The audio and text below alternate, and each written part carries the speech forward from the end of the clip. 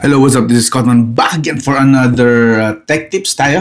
Messenger features ngayong bago matapos ang 2024 ngayong December. At least, as of now, ngayon ay December 18, 2024. So, bago matapos, may mga bagong features ako napansin or at least mga features na ibinalay dati na wala. May mga ganun eh. But anyway, tumpisa na natin agad. Let's start. So, unang-unang feature na pag-uusapan natin is, alam nyo ba na pwedeng i-download ang lahat ng messages sa account mo? Yes, alam nyo ba yun? Kung hindi, pues, ito tuturuan ko. Sa nakakaalam, okay, kayo na magaling. Pero itong video na to para sa mga hindi pa alam. Download Messenger, all messages, okay? Or pwedeng pumili lang kayo. Nasa sa inyo naman yan, discarte nyo. Pero, tuturuan ko kayo kung paano. Unang-una, pasok kayo siyempre sa Messenger. Pangalawa, punta kayo dito sa hamburger menu. Pasok kayo dyan. Tapos, click nyo tong gear button. Sa pinakababa po, as in literal, babang-baba na po yan. Nandiyan po yung See More in Account Center. Click nyo po yan. Yun! Malapit na tayo. Sunod ay click nyo itong Your Information and Permission. Tapos click nyo po itong Download Your Information. Tapos click nyo itong Download or Transfer Information. Yun! Siyempre, piliin natin yung main profile natin. Click Next. Now, punta tayo dito sa specific type kasi tayo ang pipili kung ano yung i-download natin. So, specific types of information. Ayun. So, nandito na nga tayo. So, from here, pwede po kayong pumili ng mga gusto nyong isama sa download. So, meron tayo dito yung mga messages at mga posts. Scrolling down, profile information. Scrolling down pa, friends, followers list. Lahat po yan. Pwede nyo i-download yung mga listahan na yan.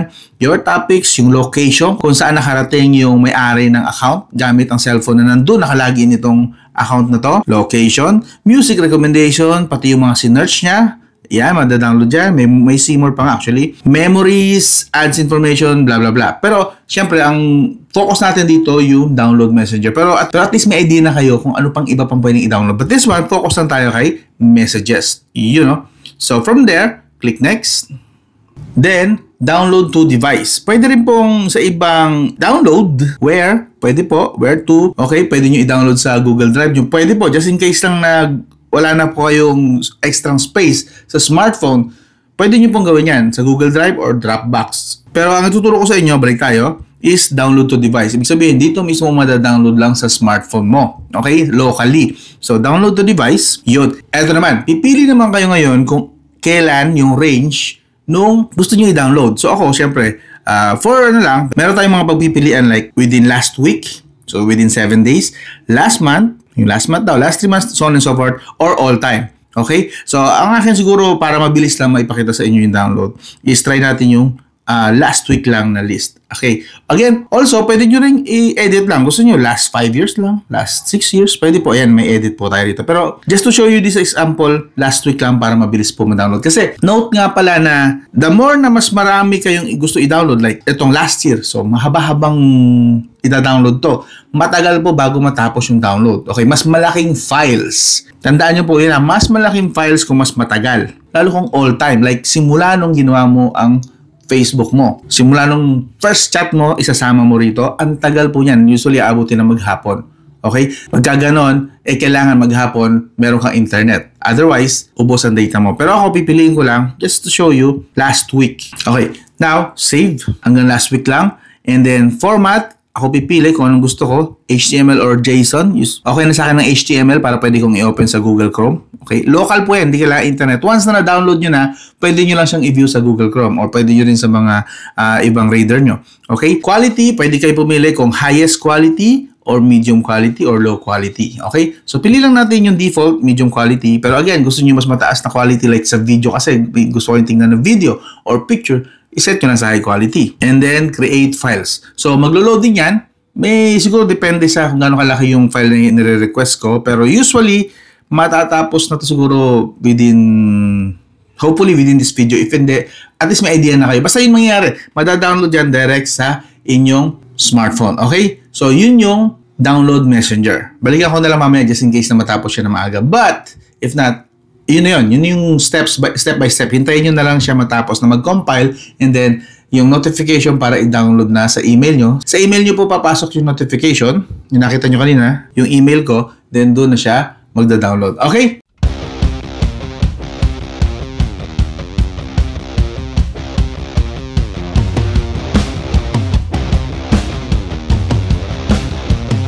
So, pangalawang tip. Alam nyo ba na ang ignore group ay bumalik na? 2 to 3 years ago yata, na-feature ko na mayroong ignore para sa individual na tao. Like kunwari, ignore natin ito. Actually, hindi na siya ignore pala, restrict. Restrict and ignore, pareho lang po yun actually. Kunwari, restrict ko to. Okay? So, available siya sa isang tao. And then, tinanggal ni Meta or ni Messenger yung ignore sa group. So, either magli-leave ka or magtsatsaga ka sa group, nasa sa'yo na yun. Nawala yun eh. Pero ngayon, pwede nyo na po siya ngayon ignore ang mga group. Kung gusto nyo lang naman. Click nyo lang ito and then, andun na po yung ignore. Okay? Pag in-ignore nyo po yan, actually, lilipat po siya sa archive. Hindi na po siya dun sa restricted na part. Papakita ko lang sa inyo, ignore natin to. This one, this group, ignore. Yung mga wala siya, pupunta tayo rito, andito po siya sa archive. Ayun. So, archive po, papasok siya doon. Okay? Ngayon, kung gusto mo na siyang ibalik, long press, unarchive lang. Babalik na po siya doon. Okay? Iyon na siya ulit. Alright. So, pwede nyo na po ngayon i-ignore ang group. Okay? So, pag may dumadating na messages, hindi po siya lalabas dito. Hindi po siya magpapakita dito sa urgent, sa mga pwede mo nang basahin agad. Ngayon, kung curious ka pa rin basahin after mo siyang i-ignore, punta ka lang dito. Again, ulitin natin. Ignore. Balik tayo doon. Punta tayo sa archive. Pag gusto ko na siya ulit basahin, pupunta ako rito para silipin. Pero yun nga lang, once na sinilip ko to, matik, malalaman nila na nag-sin ako.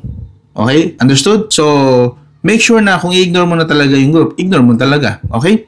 So, balik natin. Hindi ko talaga gusto i-ignore yan. Unarchive lang. And babalik na siya sa normal na chat room. Okay? Or sa chat mo na main. Okay? Now, lipat naman tayo sa read receipts. So, last year naman, finiture ko yung read receipts kaso buong account. Okay? And then, yung read receipt para sa isang tao, hindi gumagana. May bug siya nung finiture ko. Kahit na in-off ko na siya, nagre-read receipts pa rin. Ano yung read receipts pala? Ang read receipts ay yun yung kapag may nag-message, tapos kinlik mo, magsisin. Magsisin siya sa kachat mo. Okay? Yun yung read receipts, yung sin. Sabihin, nag-sin na. So, ngayon, alam nyo ba na gumagana na ngayon yung read receipts sa single hindi na buggy. Okay? So, dito gawin natin. So, papakita ko lang sa inyo. So, currently, test natin ito yan. Yan. Ito sa panganay ko to. So, basically, test natin. Mag-iwan ako ng message. Hello. Supposedly, lalabas dito and makikita nyo, hindi ko pa ino-open dito, nakalagay lang delivered. Diba? Delivered. Tapos dito is hindi pa ino-open. So pag ino-open natin yan, supposedly maglalagay is sin. Yan na. Ibig sabihin, andun na yung tiny profile pic. Ibig sabihin sin na siya, diba? So what if ilalagay ko siya sa read receipts? Paano pupunta ng read receipts? Click nyo lang po yung profile pic, pinakababa, read receipts on, and then pwede nyo pong i-off. Iyon. So pag ginawa po natin yan, labas tayo.